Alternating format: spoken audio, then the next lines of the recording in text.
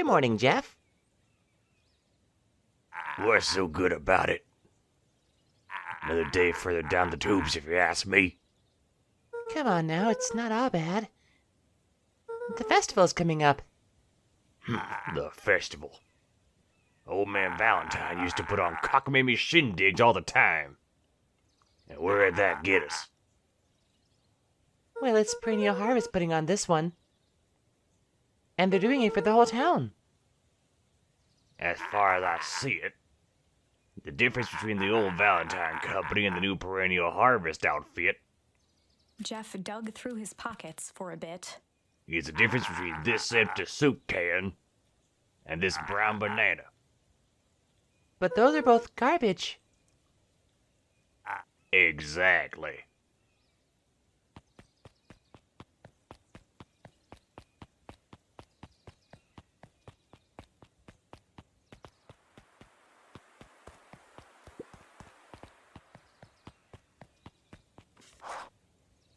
So who all lives in that house? Eris and Gus Valentine grew up there. And Solomon moved in a few years back. That creepy little kid in the vest? That sounds like the one. So just 3 people live in that huge thing? I bet a bunch of shady stuff happens all the time in a place like that. Not really. The Valentines pretty much keep to themselves. So it's empty and boring? Pretty much. What a waste. My mom says that it used to be way busier back before Sharper died. Before the foul harvest. Okay, that's like the 5th time someone mentioned this foul harvest thing. And you all use the same ominous tone. Eventually you're gonna explain to me how that harvest got all fouled up, but we can't keep my parents waiting anymore. This way.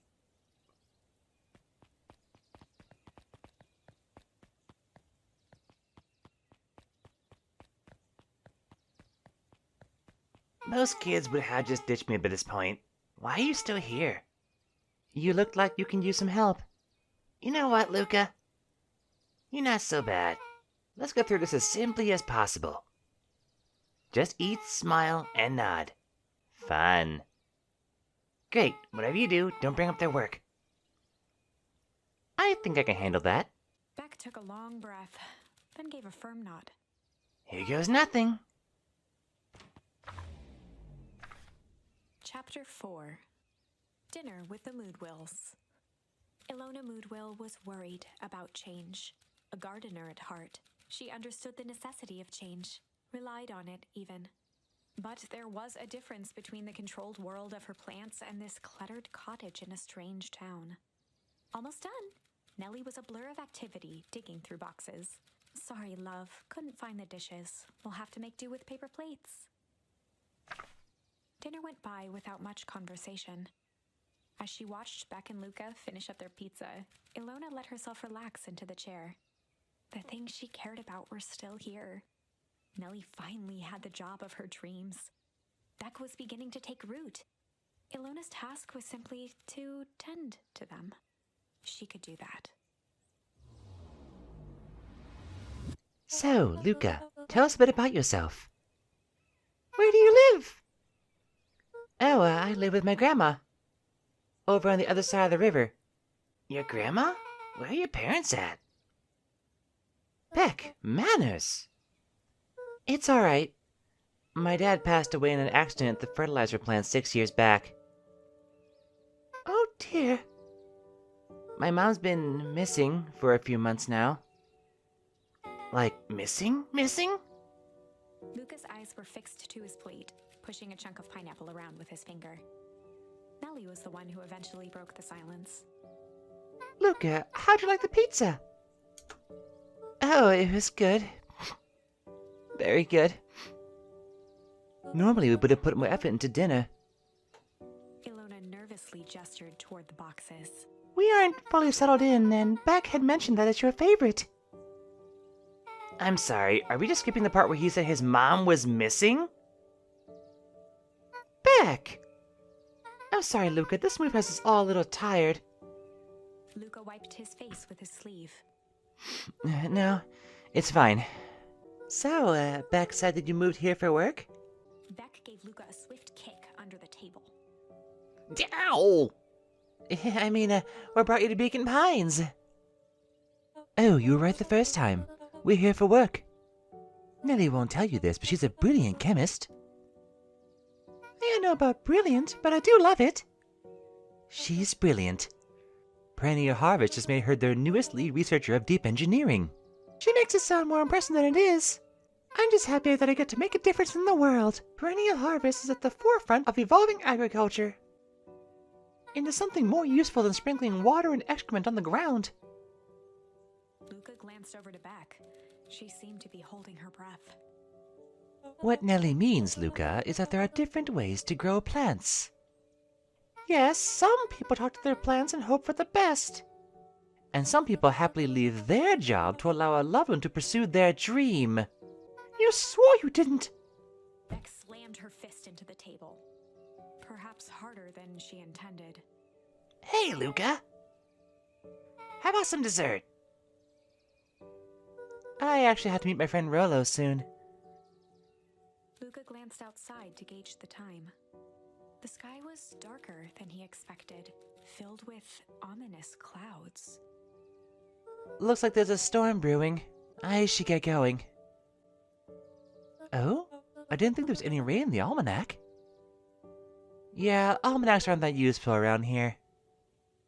Luca wiped his mouth one last time with his napkin and started to get up. Thank you for all the pizza. It was really good. See you at the festival, Beck.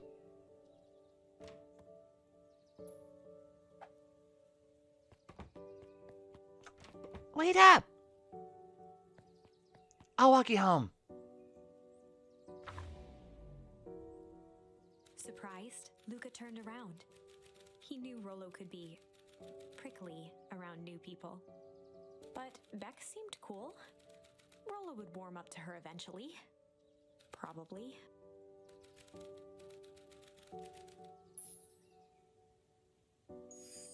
Luca began to respond, but the sky answered for him as the clouds above began to rumble with ominous thunder. You sure you can make it home before the storm kicks off? Luca surveyed the roiling clouds. I'd say the odds are good. Maybe you should stay here and I'll just make a break for it. At that moment, the heavens opened up, unleashing torrential rain. Care to recalculate those odds? Hurry inside, you two, before you catch cold.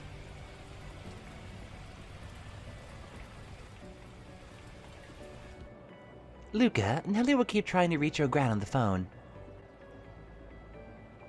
In the meantime, you two hold tight. Sorry, not much to do up here. Most of my stuff is still in the boxes. Mind if I poke around? Be my guest.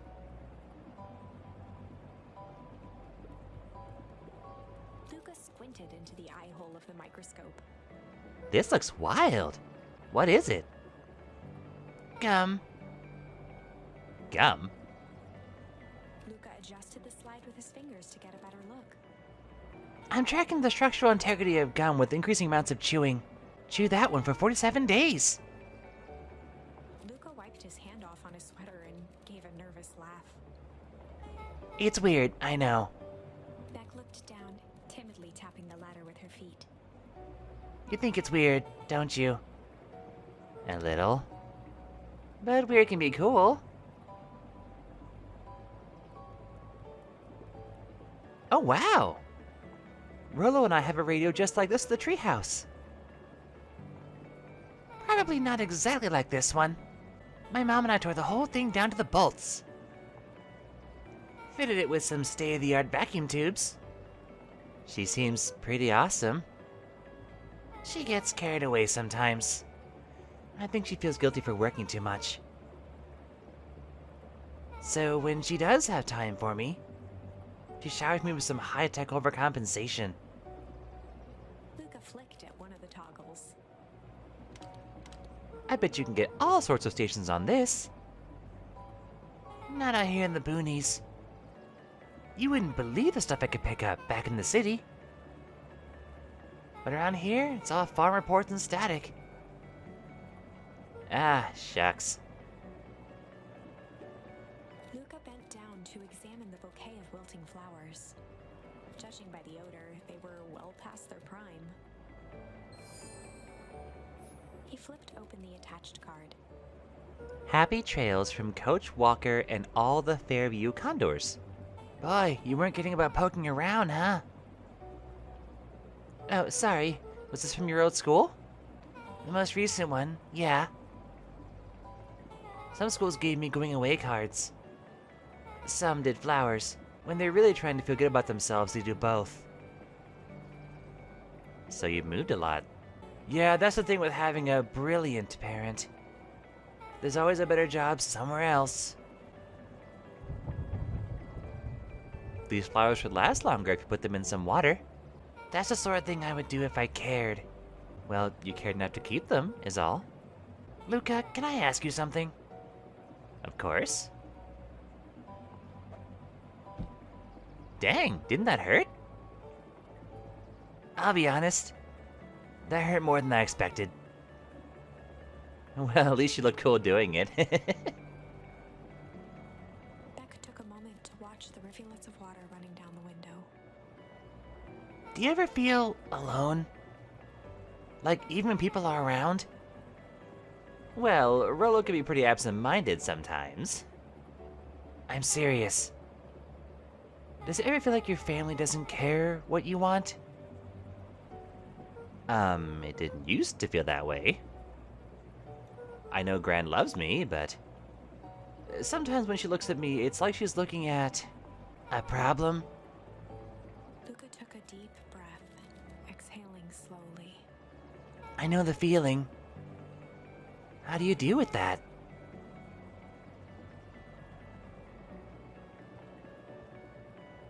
I guess I haven't yet. But one thing my dad told me when I was little: don't hold a grudge, especially against yourself. If you try to hold it all in, you're gonna pop. So then, what do you do when you don't know what to do? Dad never got to that part. Something I figured out on my own, though. You gotta do something. Anything. Here. What are you doing? I don't know. Something. We're gonna register our complaints with the storm. Listen here, you miserable universe. Stop jerking me around. I just want things to go back to the way they were. Everyone tells me it's gonna be alright. That things are gonna change. Luca let out a feral scream that echoed into the night. Every time something changes, everything gets worse. Screw this town. Whoa. Wow, let me try. Moving sucks. I hate it. I hate that I hate it. Why can't I... nope, that's not gonna work. Why can't I just deal with it and be happy for my mom? Why can't we just stay somewhere? Brah! Her voice dropped to a trembling whisper. I just want to be a normal kid. Beck brushed off her shirt and straightened up. There. Wow, I should feel a little better. As abruptly as it began, the storm abated. Thanks, I needed that. Me too. I should head out before the rain starts up again. Sure, I'll walk you out. See you and Rolo at the festival? Sounds good.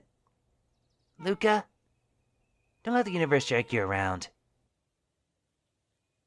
Beck gave Luca a light thump on the arm before heading in.